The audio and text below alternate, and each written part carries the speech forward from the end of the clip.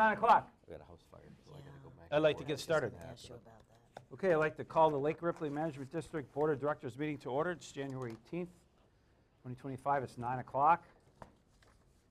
Roll call order. All members are present. Is there any public comment today? John, come forward if you would, please. Can you stand up? You want me to come up, Jimmy? Come up to the table, please. Okay. Hi, guys. Hi, John. Hey. Hi, John. State your name for the record, please, your whole name. John Till, W9169 Blue Waters. Thank you, John. I wanted to thank the town and the board for having the meeting with the pipeline company. I thought it was informative. I went away concerned, and just to be blunt, my biggest concern was comments from the DNR and some of the other people about not being overly concerned because they're dealing with a responsible partner in the pipeline company. That's concerning. We need to be on guard. They dumped a tanker trailer full of oil in our watershed. And that's not going to go away. And we need to be on guard for a long period of time. They're testing. They don't want to test off their site. Pretty obvious why they don't want to test. They get a positive test, they're going to have to react to it. They're already setting the stage because they're saying there's chemicals in our water that could give a false positive. So when they do get some kind of indication, they're already setting the stage for that. So if you haven't already done it, I'd recommend an attorney. And I'm sure Leanna knows good environmental attorneys through her contacts. At least get the ball rolling with somebody, because you don't want to get behind the 8 ball with these guys. In my previous life with a trucking company, I was a designated first on the scene for fatal accidents and hazardous spills. And I was trained by the company attorneys what to say, what not to say.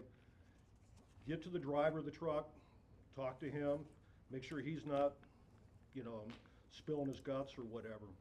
So I know how that works. I'm sure those guys are nice guys, but they work for the company, and their job is to keep the losses as low as possible. You got to remember that. Your responsibility is to us. So I'm very concerned there. If I can look at my notes just a second. Okay, hang on. The long-term strategy is really important.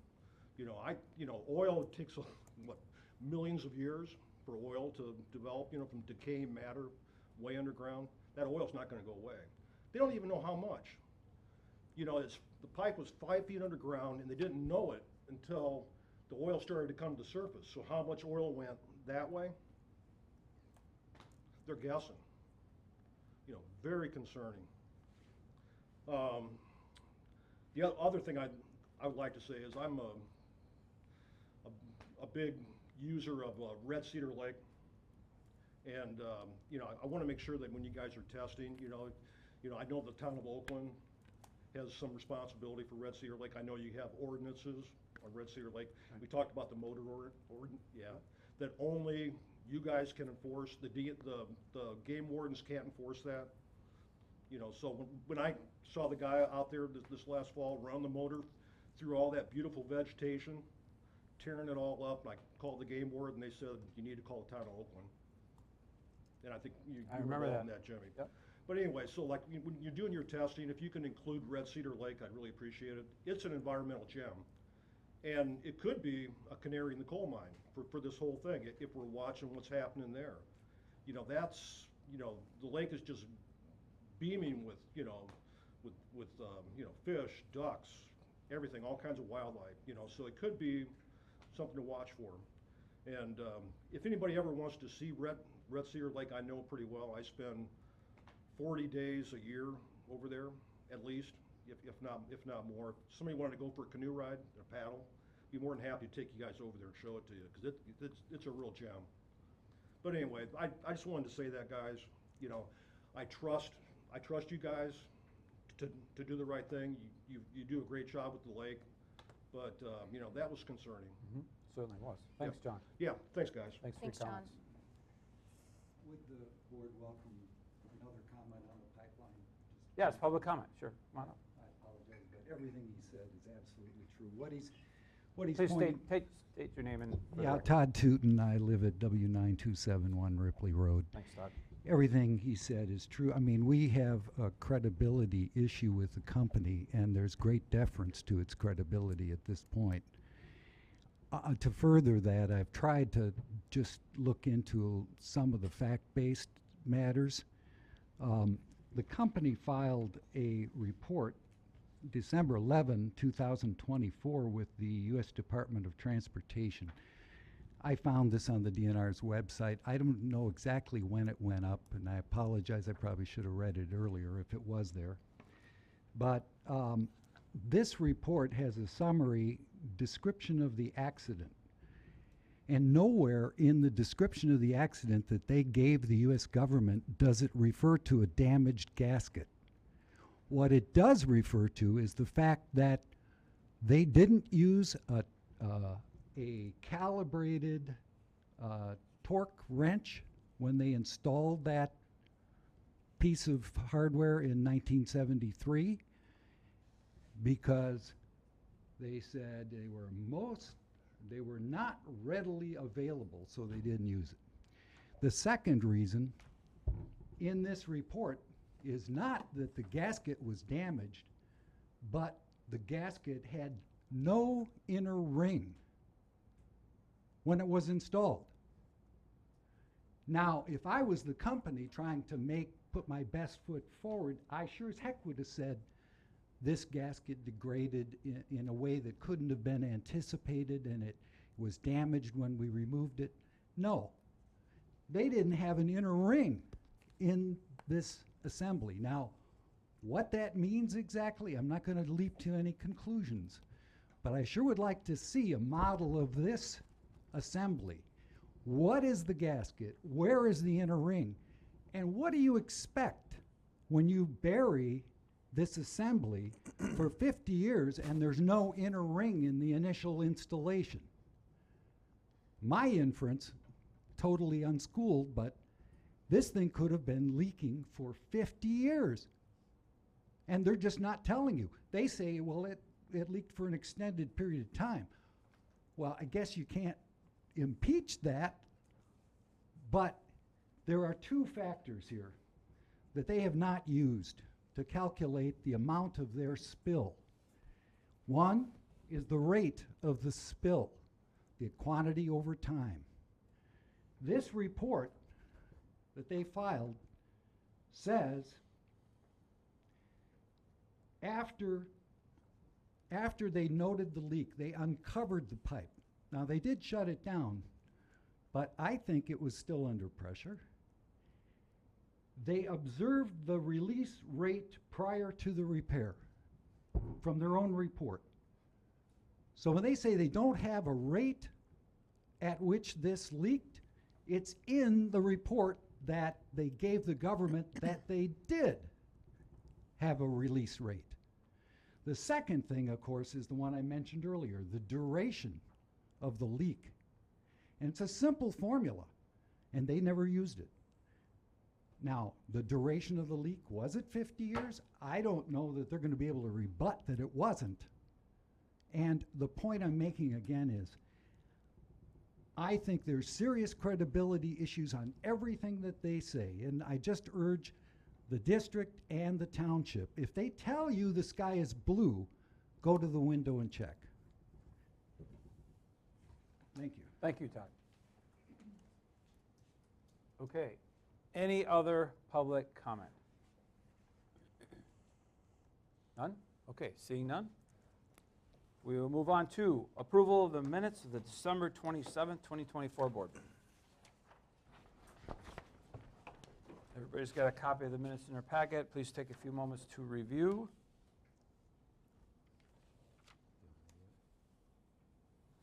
Oh, thank you. Yeah, I did. And I'll entertain a motion to approve when we're ready. I'll move to approve the minutes as presented. Okay, Laura's made a motion to approve the minutes. Is there a second? I'll second.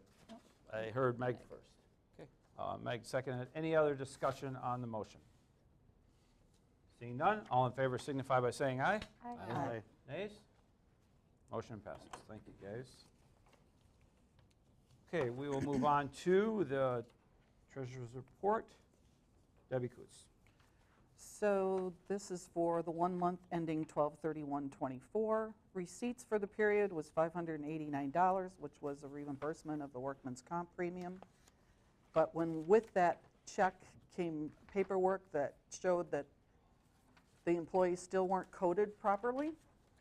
So I called them again, and we've since received another check, I think, for $394. So a premium that was listed at $1183 is what came down to $199. But if I wouldn't have called, we wouldn't have gotten it fixed, because I think they were just happy to leave it go the way it was. Yeah. Like, we should have been happy with the one check, and that was it. Yeah. Yeah, I know you spent a lot of time making those calls too, so thank you for doing that. Disbursements for the period are $20,636.96, $50 in petty cash. Checking account had $133,317.33. We have the 2 CDs. The one with the loan money is $107,4889, and the restricted funds is $106,133.80. I don't know if there's any questions about expenditures and anything that. Anybody had any questions from the financial? Any questions for Debbie on the, I guess, oh, and I did have the Visa bill. It's pretty standard. We paid the memberships, the dues and membership that was voted on, $215. There was some preserve expenses for $170.01. Otherwise, the rest of it's pretty much the same stuff that we have monthly. okay? Anything that looks out of line, I don't know. We'll make a motion to approve? I can make, So, yeah. is there a motion to approve Debbie's report for December? I'll do I'll that. make the motion to approve the financial report. Okay, Steve made a motion. Georgia, you second? Sure. Okay, any other discussion on the December treasurer's report? Seeing none, all in favor signify by saying aye. Aye. Nays? Yeah, all right, motion passes. Thank you, Debbie. Now we'll go to that additional information if you want to. Yep. I gave you an end-of-the-year expense report. You can see we spent $186,298.47, and we budgeted $199,575, which I don't know if I'd want to be much closer than that. Yeah, that's, I don't know if there's, then you can go to the 24, I mean, that you can look at at your leisure. Then do we want to go to the over-under maybe? sure. So the cost share is under $31.95 because we have projects that we have bid that are not completed. So that money is set aside for them. But Leanna said there probably wasn't anything coming that we had looked at or anything, so we're just going to carry that over into unrestricted funds. I mean, we kind of talked a little bit about some of the under and over. I mean, the two places were biggest places, I think, where is board stipend and the information and education, which we, budget for because we don't know if we're going to have to spend. Doug's been able to print the ripples for us, and so but we have to keep budgeting money because, who knows what you're going to be able to do, Doug. So, and what I did is I tried to put down like what we budgeted by each item so you can kind of see, and what we budgeted for 2025. So you can kind of see did we do a good job on, anticipating for 2025, things that were over, under. Yes. I don't know how much closer you can get. I mean, that's, Well, the vehicle expense, we went over 1217. Right. We budgeted 2,000, we raised it to 2,000. We're hoping that, because we're paying on 3 vehicles now, right? right?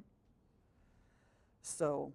And it's tough to, Estimate the repairs, right? Well, I guess Estimate the that's 2 repairs. vehicles in that one, because the other one would be under marine and truck, or the weed harvesting, right? That's what I was thinking, for the weed harvesting. Yep. It's tough to know what's gonna break and how much repair wages we're gonna use that year.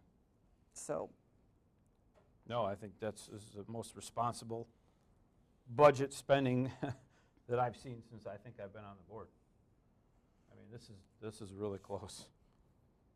I mean, you need some kind of, funds, because some things are over, some things are under.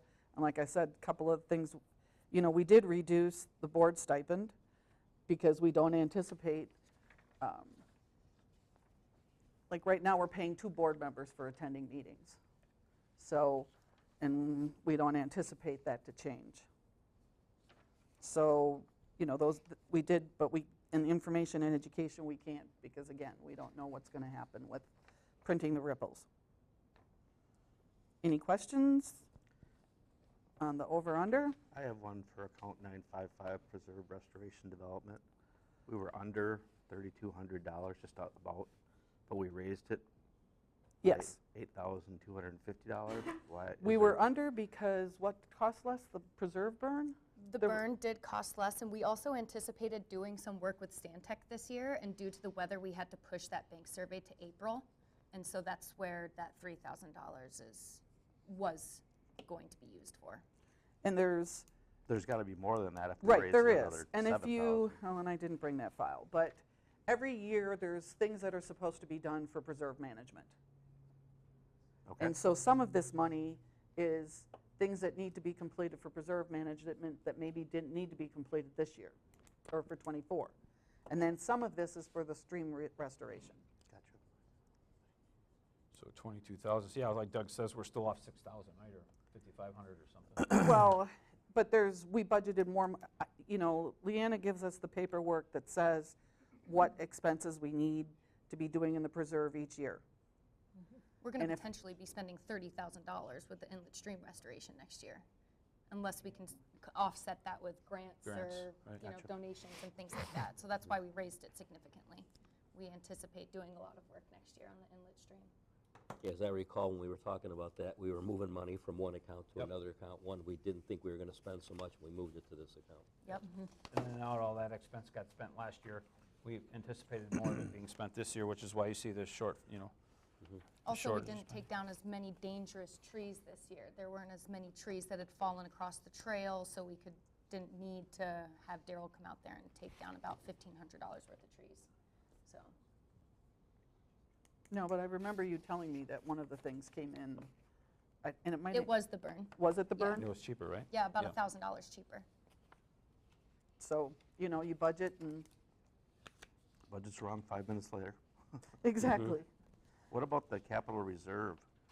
It says we were under just about 2,000, but we lowered it from 25 to 20,000. Well, and see there, you have a little bit of extra money in case there's some, like, basically this was the money for the truck that we were putting away and the loan payments. Okay, And then you have a little bit extra. gotcha. We now are budgeting less for the truck that you guys voted on or we discussed at the meeting. We're not putting away as much as what we were. I think we were doing 75 and now we're 3750, I think. That sounds right. I think that's the account we moved money from. I think that was part of it. To Some of the money increase, came from yeah. there, right? Uh-huh. So that we didn't feel there was a reason to budget any more than that. Makes sense. No, it looks good, Debbie. Thanks for getting all those put together. Then we can go to the end of the year financial report. I know it looks a little different than before, but this is the way I could work it out. So we have 100,000 in the $100,000 CD, which is one of, the amounts I gave you is with interest. We had $60,000 in donations for land purchase, $25,000 from the land acquisition settlement, and $15,000 from the Lake Ripley Protection Fund restricted funds, which shows on our annual budget thing that's presented at the annual meeting. So we had, at the end of 12/31, I had 124,802.99 because the amount I gave you on my financial report is what is the bank statement balance, not what I actually had in the checking account. Right. Okay? And in the checking account, we have $73,8660 of unspent grant money. We have $31,081 of Lake Ripley Protection Fund restricted funds. We have $7,005 cost share budgeted funds left, which was for the projects that we approved but have not been completed. So the restricted funds in the checking account was $45,472.60. Do I have a different version than you do? Because mine says 10,000 cost share budgeted funds left. Did you subtract from Mine here does already? too. This one here? So is mine. Oh, yeah. Oh, see, that's the wrong copy, I'm sorry. That 10,200 includes the 31 something that we did. That you took out already? Yeah, I guess I sent her the wrong copy. Okay. It's supposed to be 7,005. What came 'Cause out I for the had cost that- share? See, I had that in there because we had, that's that 3195 that we didn't spend in the cost share. And I thought, I checked with Leanna to find out if we should, originally I was going to ask you to make a motion to move that to restricted funds. But there aren't any projects, so there's no reason to do that. So that's the difference, and I apologize for that. I must have attached, I didn't know I had two, or did I save it the wrong way? I don't know. But the actual is 7,005. I'm glad you brought that up. $7,005. Yes. Thank you. So that leaves us with $79,330.39 of unrestricted funds in the checking account. And you can see 2022, 2023, and 2024, how much it's gone up each year. And based on, you know, previous reports I gave you, that kind of seems like that's pretty much in line where we should be. Okay.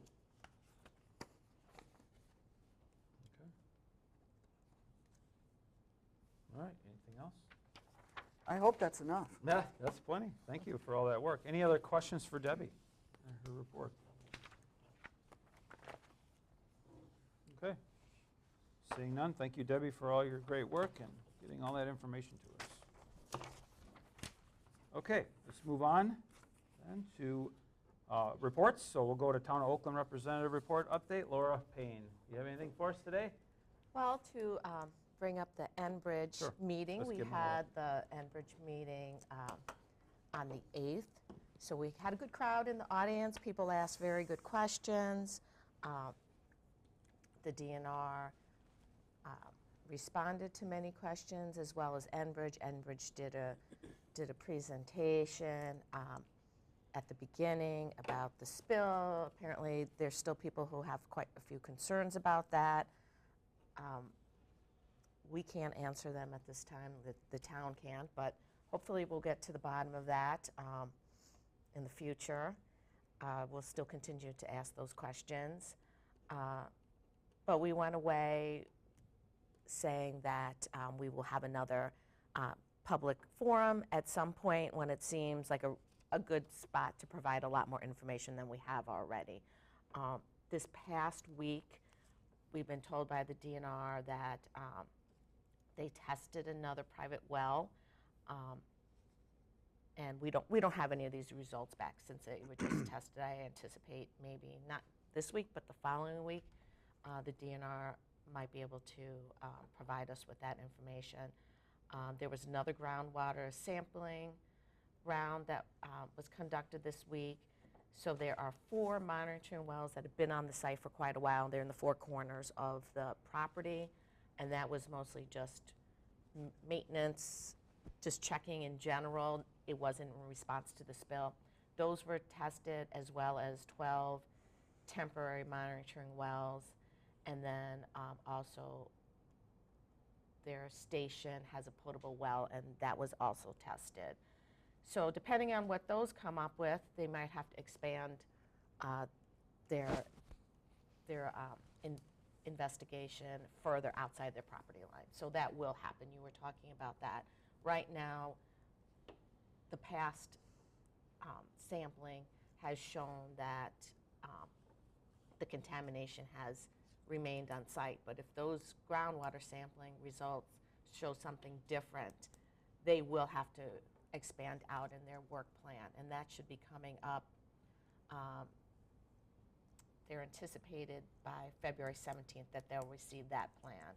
And then there will also be an interim action report that will be submitted by the end of January. So those two things will provide us with more information on how they're moving forward in addressing any additional cleanup they're going to do, and also the investigation. So hopefully we will have more to report next month with that. We will, Leanne and I in the county, Meg and some others from the county have been meeting with the DNR. We have asked them for another meeting to get any additional updates from them. So we anticipate that in the next week or two we should be meeting with them.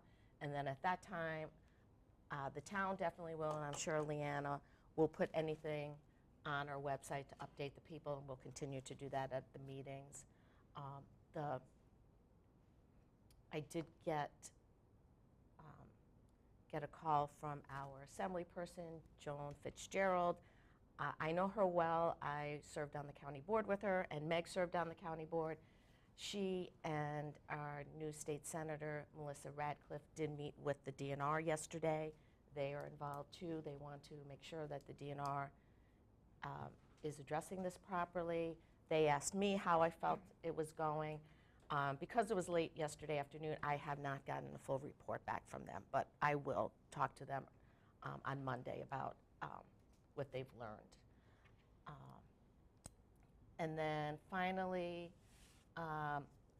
Enbridge has invited the chair, me, of the town board, and Jimmy as the chair of the Lake District for a site visit. We will be out there with their third-party consultants and the DNR, and we will report back what we see there. So they're just giving us a tour and showing us what they have about that. And hopefully we'll get more answers. Oh, and one last thing. Enbridge will be submitting a plan about which private water wells they will be sampling. The DNR and the public health from the county will be reviewing that and then making a decision if that is appropriate or if they need to expand that. We don't know what that's going to look like at this time. I don't. I don't think anybody does. So we'll keep you posted, but we're keeping on it. We're meeting with them. We're making sure that things are going forward, and we will try to get all the questions answered as time goes on. Could you just repeat the names? I got State Senator Radcliffe. Melissa Radcliffe, she's our state senator. Yeah. And who's the other? Joan Fitzgerald, Joan Fitzgerald. Thank you. she's our Assembly. assembly person. Thank you.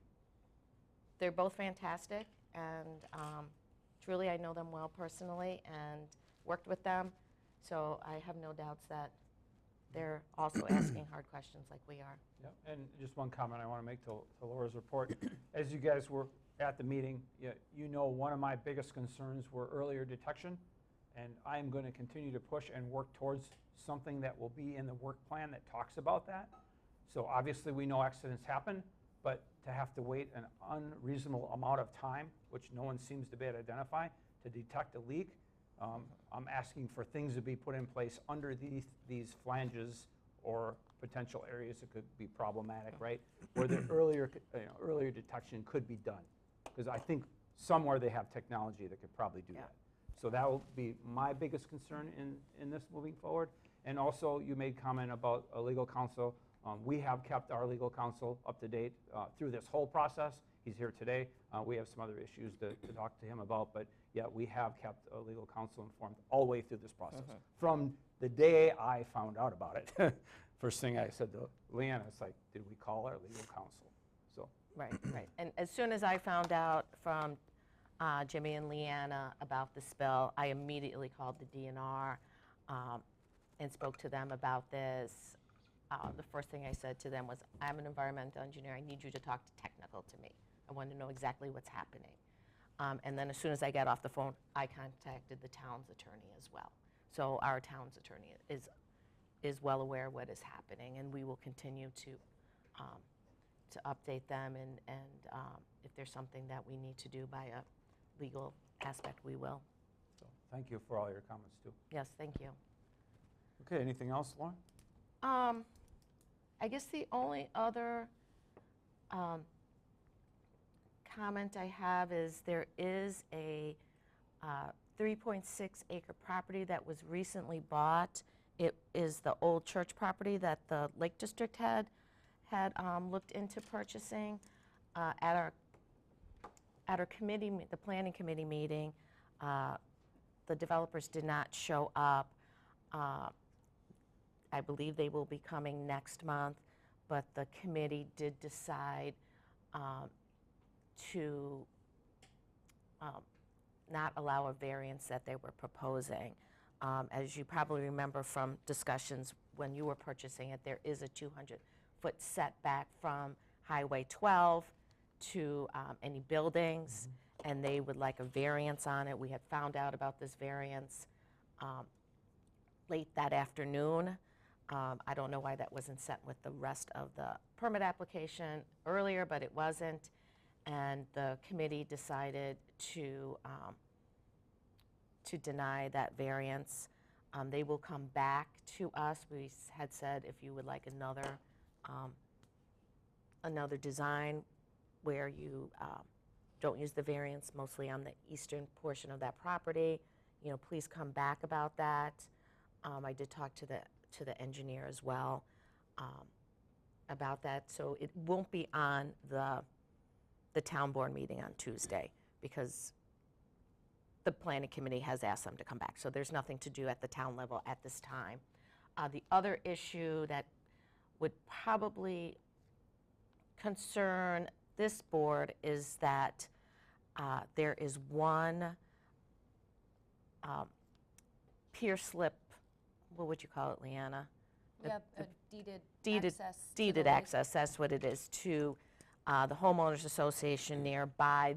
Quite a few people were there from that with their concerns. We do have a keyhole ordinance that states that if that property or any property is divided, you still only get the one deeded slip. Right. So I made that clear to the engineer that if this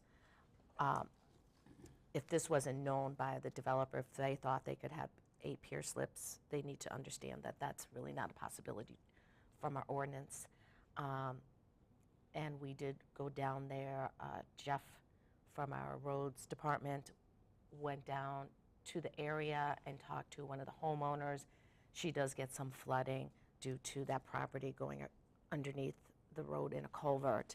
So we're going to work with her on trying to divert some of that water at this time. So that is also a concern as we move forward with any kind of development on that property. But she was kind enough to call us now and tell us about it and have us come out and look at it. Yeah. So we'll keep you informed about that since the pier slips do concern this board. But that's all we have for the moment, unless there's any questions you have about that. How many feet of, because there isn't many feet of frontage for that shared area. No, it's They're deeded access. it's And only- there's one pier there, and they got boats on both sides. right. So there isn't a lot of space to do anything anyway. No, there is not. It's about 40 feet, and they have 6 boats that are allowed, but they have more households than boats, and that's pretty common. Our pier association has that as well. I'm going to get them some more information, but they seem to have bylaws that have a seniority of who can get a boat slip. But their concern is just understanding any new development that they can't just all come down Yeah. there. No, I think they're even concerned about just using it because it is such a small area. Yeah, and hopefully their bylaws are updated and they can work through that on their end. And you working with, the town working with the Lake District, trying to understand what all that is, has been very helpful. Right, so thank you. Yeah, I will, I'm going to get them a couple of other bylaws, ours, and maybe some others. It sounds like theirs is in pretty good shape, but they are going to be working on it.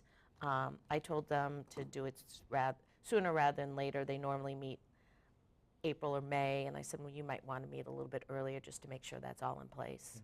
But I'll work with them with any questions they have. Perfect. Any other questions for Laura? Okay, thanks, Laura. Thank you. Great job, thank you. Okay, let's move on to Jefferson County Representative Meg. Yeah, I didn't have a whole lot other than just to add a little bit to the Enbridge discussion. I know the Board of Health had received, somebody came in with water and asked to have their water tested. The Board of Health for the county is not testing water. They can do nitrate screening, but not for the kinds of things people are concerned about with the oil spill.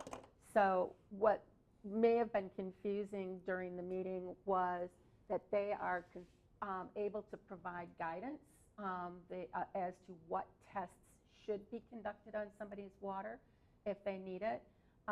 The area around the spill is of more concern for those kinds of the VOCs, et cetera, that you would have in those materials than, you know, around the lake proper right now. People should be more concerned about things like nitrates, et cetera, because there have been wells that have tested positive for high nitrate levels.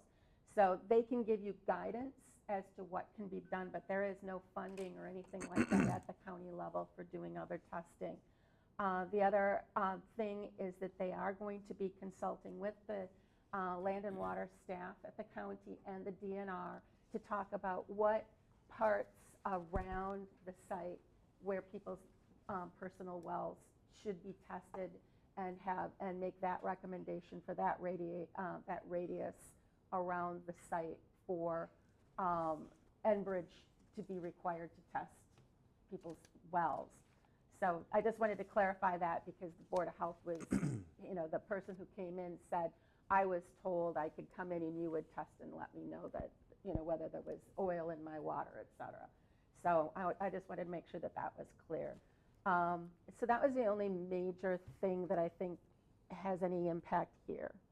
Right. It came out of my work. So we'll announce that too, Meg, at our meeting, what you just said, clarify that information.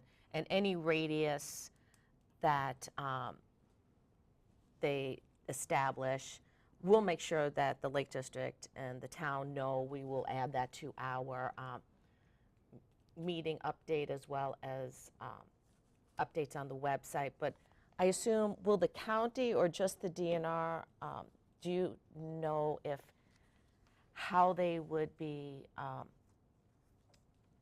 just letting people know if their wells? It's supposed to go into the work plan. It's And the work plan is public. Right. But the idea is that there will be consultation with the DNR, and the DNR is the primary, you know, contact with the company. And so, because the Board of Health doesn't have any more authority over Enbridge than, you know, any other part of the county, any other part of the town. You know, the only people who have any leverage is the DNR. And then we'll just have to see how they are going to get that information out to people. If the DNR will be sending a letter to all the homeowners within the radius, or like. And I think that that's something that we can definitely bring up in discussion. We'll have to find out exactly how they are going to let people know if they're within that radius or not. Yeah.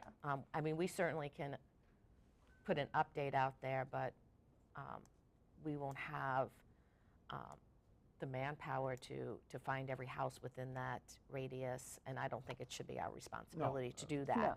And I think that, you know, it's also going to depend somewhat on the, you know, what the eventual size of the area of concern is, if it has left the site, you know, and then what you determine over time as well is your expected movement of any material off-site. Yeah.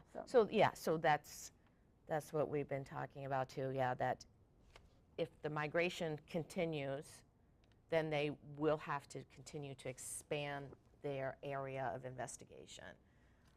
So we'll just see what happens. But Meg's been on the calls with us, and that's been great with the DNR, and I'm mouthy. Well, it's all hands on deck. I mean, right? It's all hands on deck. We're all throwing our hands in there. Yeah, Meg has great questions. Help. Everyone has a different. It's really great because everyone has a little different perspective and has different thoughts. So it's nice when you have a few people on the call. I think we get a better picture of what's happening then. No, thank you. Just your area of expertise, I think, is very helpful. Well, I think everybody who gets on those calls is coming with a different area of expertise or questions, because there's all the different county aspects as too, because the hazardous, emergency management, Board of Health, land and water, you get all those people on there, and you start, being able to like tap into everybody's expertise in a variety of areas, that rather than just one person sitting back here and making a judgment without knowing the whole picture. No, appreciate Yeah. it. Yeah. So thank you for all your work, you guys. Question? Yeah, since the health department says they have no control over Enbridge, and Enbridge has said that they would only reimburse people if the health department agreed that it was a problem, this means that Enbridge won't reimburse people? No, that's, what they were talking about is that the health department is working with the DNR to establish that area around. So if you live in the town, where I live in the town of Oakland, I'm 6 miles from the spill. So I can't come in and, there's no reason for Enbridge to pay for my water. So they have to establish a reasonable area around that where that contamination could be related to this spill.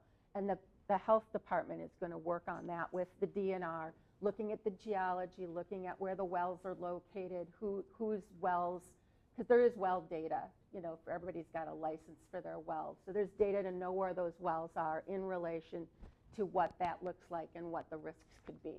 And that is how that radius will be established. And so when they do that and it's in their work plan and it's agreed to, then that would supposedly be where Enbridge would have responsibility, but they're still negotiating that. And, he said that's something we can do, but they didn't, there's nothing written in stone at this point. Do you think they would for the good for the community? Of course. They will. Right. We can continue to encourage them. Yep, good questions. Anything else for Meg? No, I don't think so. Okay, thank you. Thank you for your report. Okay, let's move on to Lake Manager Report. Leanna Spencer, another crazy month. Right. I will run through my report with you guys and highlight some important things. We are going to get a new, not a completely new website, but the website is going to look a little different. There's going to be some updates and changes to it. So if you go there within the next month and some things are different, don't worry. That has all been approved. All of our board meeting dates have been added to the website, and I'm keeping up on our news and notices, especially regarding the Enbridge information and when the meetings will be and all that good stuff. So make sure that you're looking at our website for any new information. But I think all you guys are subscribed already, which is great. There's a subscription if you want to subscribe to our updates on our website, which I would encourage you all to do. The Willerup cost share is still in process. They did get their plan approved by the DNR, so their work is hopefully going to be completed in April. So that's removing some of the rock riprap that they installed and replacing it with an herbaceous layer. So that's good news. Sleepy Hollow cost share project is still underway. The landowner is working on applying for a permit through the DNR to install that rock riprap since it's in a critical habitat designation area. He just had some things going on this month. It was the holidays, I'm sure, so that got set back a little bit. He still has until May to finish that project, so no big deal there. We did recommend Willerup, going back to them, request an extension, as we did approve their project in February, and their work is going to be done in April. So they're going to ask us for a 6-month extension just to make sure that those funds stay earmarked for their project. Clean Boats, Clean Waters grant for 2025 got approved. We already got our advance payment, so that's great. That's going to be another year of our watercraft inspector manning the launch and telling folks about aquatic invasive species, which is incredibly important. Working on closing out the 2024 Clean Boats, Clean Waters grant and the Phragmites grant. The Phragmites grant, as I mentioned, was 4 years long, so just time consuming and kind of tedious, but slowly each day I'm working through an hour or two of it, as much as I can handle in any one day. Applied through some other grants, Natural Resources Foundation, Cambridge Community Foundation, things like that, things that are just kind of annual. We always make sure that we stay on top of those. And I did have a meeting with Stantec and a representative from the Midwest Glacial Lakes Partnership for a pretty large grant. He really liked the idea of what we're doing on the inlet stream restoration project, but he thinks we'd be better off submitting an application next year when we have more of a specific design in place and not so much the surveys and preliminary work before it. But Okay. they're interested and said, reach out to us in June, and we'll get you going again for the application that's due at the end of January. So as I mentioned a little earlier, under inlet stream restoration, the bank survey did get rescheduled due to weather and timing issues, so we're going to do it in April. But I did ask them, I thought it would be a good idea for them to come out and get boots on the ground and look at the stream beforehand. Even if you're not doing a full bank survey, I think it'd be important for them to come out. So on February 6th, they're going to come out. I'm going to have Colton from Jefferson County join us, and maybe even Andrew, if he's available that day, our nature preserve technician, see if he can come out and join us for that survey, just to show them, you know, what our preserve looks like, our earthen dam, our stone spillways, what we've done, all that kind of stuff. I think it'd be important for them to see beforehand. We did, or I did, and with help from many others, started looking into repairing the town boat launch.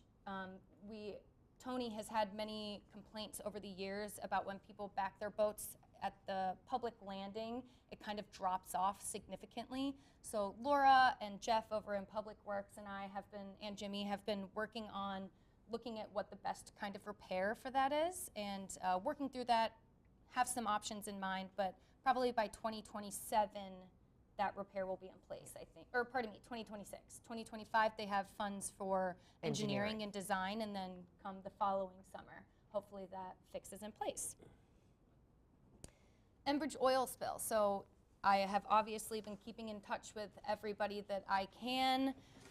My communications are more with folks at the DNR, not more with, I'm talking to Enbridge folks as well, but I'm focusing on groundwater impacts and stream impacts, stream health. What are the consequences? What happens when oil dissolves in our groundwater and in our nearby streams? And so I'm looking for those answers. Having lots of conversations, helpful conversations, but still need to do some investigation and research before I can, you know, have a better understanding of the potential impacts that this could have. So definitely lots of discussions, getting lots of DNR folks involved.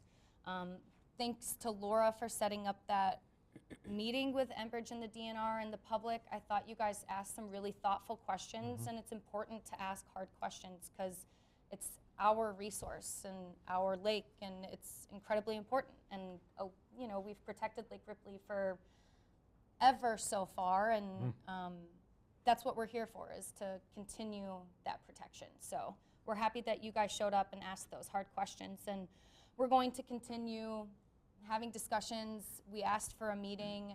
I did see that email come in from Caroline, hoping to get a meeting set up next week. I'm glad that Jimmy and Laura will be able to visit the site next week. I think that'll be important. So we're staying on top of it as best we can, and we do continue and will continue to ask those hard questions and get some answers. Also a reminder, BERTS on the web is important. It's a public interface set up by the DNR where you can see all the results that come back. They mentioned it in their meeting. It's on the town's website. It's all over the district's website. If you want current, updated information on what's happening, I suggest that you visit that site, BERTS on the web. Again, on our website, if you can't remember that. Okay, I did follow up with Representative Johnson regarding drainage district reform. I just think that's important. I don't want to let it go. So every 6 months or so, I'll continue advocating. The state statutes haven't been updated since the 50s. But is Johnson still a representative? I think he must have been at the time, because I looked it up. Okay, because he would be replaced by Joan, right? Yeah, right. okay, all right. So That he was must why I have was been at the confused. time. Who did you talk to? Ron Johnson? Yep. Oh, Well, he's our U.S. senator? senator. Yeah, no. Geez, now I can't remember who I emailed. I emailed quite a Was it few. Scott folks. Johnson? Scott Yeah, Johnson. Scott Johnson. Scott Johnson. Okay, Yeah. so moving forward, with last year when they had the redistricting, Scott Johnson moved into a different district, and I believe that he is no longer in the assembly at all. Somebody else won that election, but Joan Fitzgerald is our new assembly person, and I can get you in touch with her. I'll make sure to forward that to Joan. Thanks, guys. Sorry, I didn't mean to No, interrupt that's, you. no, that's perfect. And this was mostly I did dealing with this- the Cushman Creek issue, right? Yeah, this stems back to that Koshkonong Creek issue that we never really got any real answers from. There were no erosion control matters placed. There was no native seed or broadcasting of native seed done. It was just kind of like, ugh, that sucks. So we want to make sure to follow up on those issues and make sure that our state statutes are up to date and are protecting our natural resources. Even Yes, and can I just say Sure. that the very week that it was all wide open, scraped down to the dirt, we had 13 inches of rain that week. I know we did. I know. It was just horrible.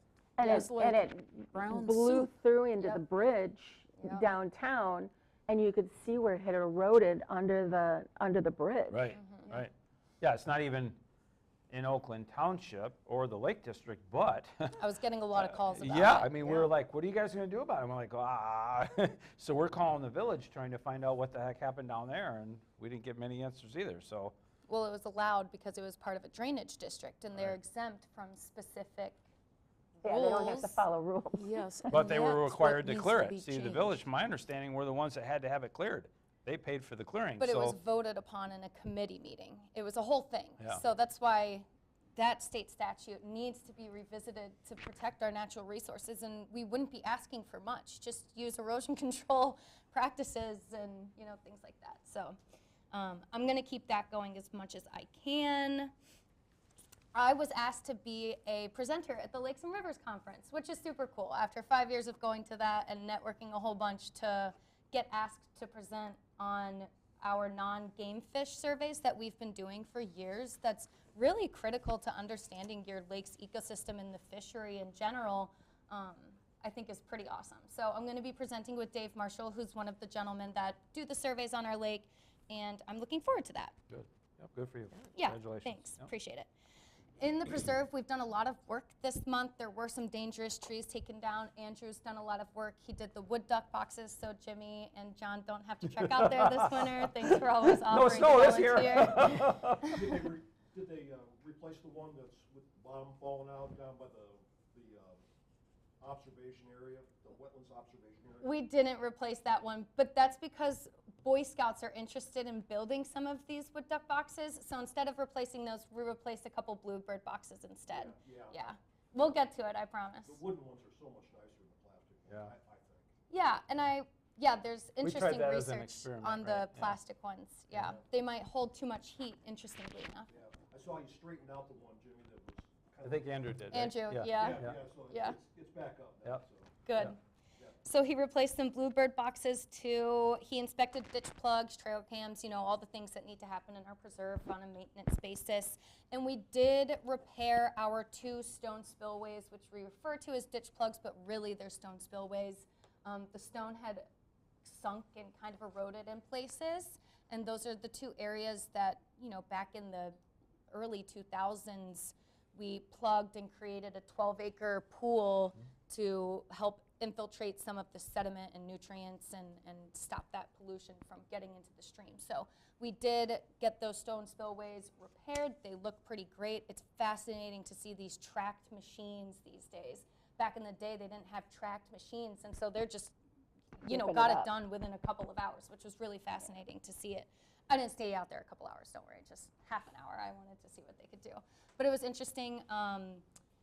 I did check to make sure we didn't need a wetland permit. Since we had gotten a permit for it back in 2016 through the DNR, I contacted our Erin Cox, she's the lady that does the permits, letting her know it was maintenance and we weren't doing anything different. So she went ahead and approved that, which was great. So that was all done.